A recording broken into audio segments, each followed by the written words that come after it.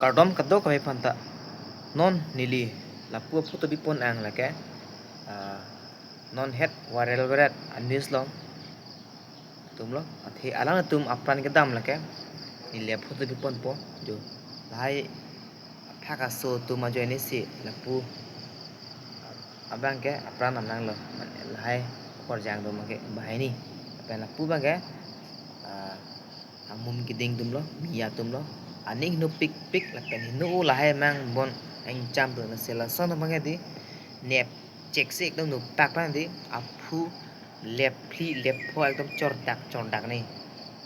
la tik tike ning sam se justice long nei justice nei pura sangga libe direct ekdom nep check sa phu plak dai ba ni asi ning jang jep pik lo pen kelang pe se me ke book tub la se ko danger tub itu tum kar bipi tum sme ke phu tum dok pik lo la se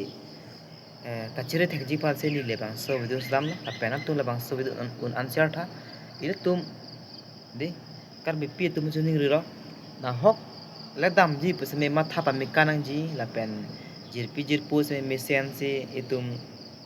juinang ji pen chini pin ading ke ile tum ne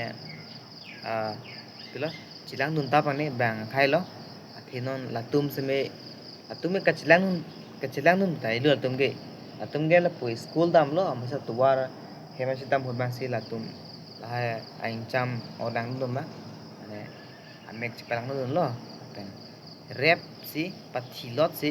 fishery long si ne ke thitar pum edom fishery si pelo warchok masih tanglang tang ani ani siap phian si la tum ki thiar pum gelo ekdom pura ola sam de video viral thiblo lai kaddo kabe se me chini lo ki thitu ma men la ke anamika bara la pen janita lakrai pu si ke chethan asi ning duk lo la son akisung ke phona alo so tum pina an la son kisung phu la si nonom kai ke imithang kachiri engke tang sok ke phoji pode jong hale chere sme prekhe sme alang tum ko pai kelang no pen jok san kisung sme podel lo si alang tum kar jong ki misen pen ke tudun ji pan itum kado ko besme here me hang pina la pen non lahai anh cham du man ba non di kapat hi vek atum man ba non justice long vek nang di pusi kado ko besme demand la se itum kado ko besme pu ining pen chirabona ne justice for